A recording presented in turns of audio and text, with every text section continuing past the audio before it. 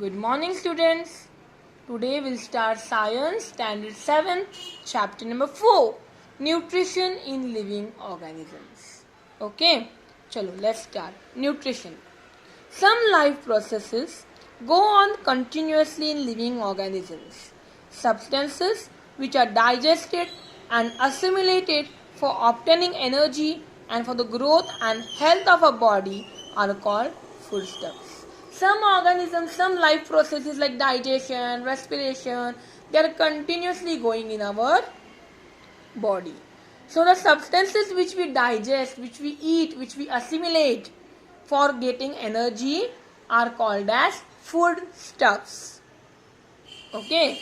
So this now by eating these foodstuffs we get different types of nutrients. Yes.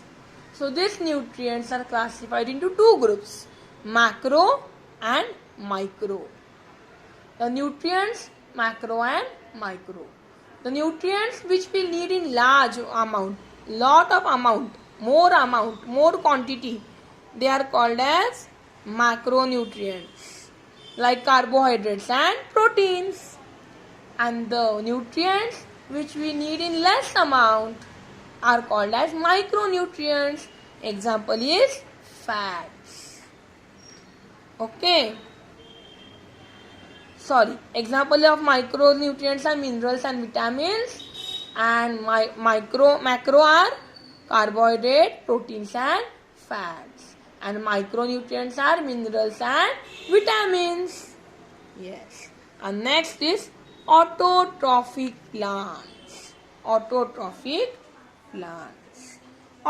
means plants which make their own food are called as autotrophic plants. Plants make the food with the help of sunlight and chlorophyll. And in plants, leaves make the food. Leaves are called as food factory of plants. Okay.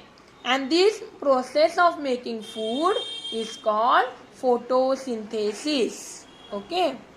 There is one reaction which you have to study. It comes for the exam. Carbon dioxide, formula is 6CO2 plus water 6H2O in presence of sunlight and chlorophyll gives food, that is glucose, sugar, C6H12O6 plus oxygen 6O2. Okay? Yes. Plants, they convert light energy into chemical energy. They convert the light energy into chemical energy and store it in themselves with the form of food. Water, minerals and salts are absorbed by roots. The roots which are there in the plants, they absorb all the water, minerals from them, from the soil. And the stem, what does? Stem transports them to all parts of the plant. Leaves have small openings, small holes, and that holes are called as stomata. They are called as stomata. And in the leaf, in the stomata, this green colored substance, chloroplast or chlorophyll, is present. Okay? Yes. Now we will study transport system in plants. The transport system consists of two parts, xylem and phloem. Yes, leaf contains two parts, xylem and phloem. See, xylem and phloem. Yes. Xylem gives all the minerals and water to the parts.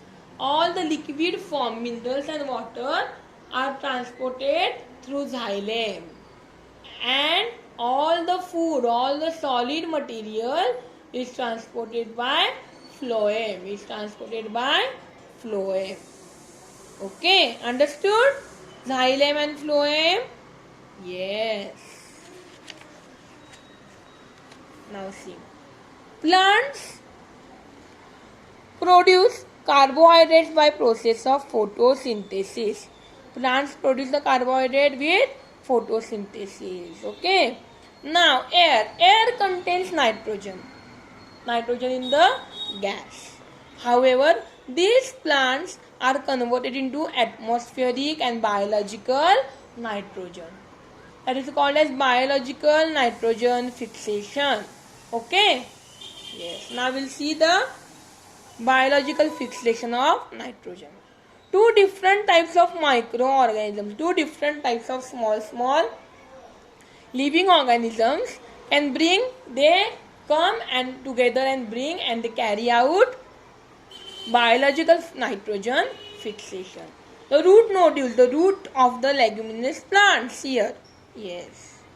The root of the leguminous plants contain the bacteria called rhizobium. They contain rhizobium. This converts the nitrogen into nitrate. Nitrogen into nitrate. And in the soil, the microorganism called azotobacter. Azotobacter is present in the soil, and that azotobacter converts nitrogen into nitrate. Okay. Next is symbiotic nutrition. Means what?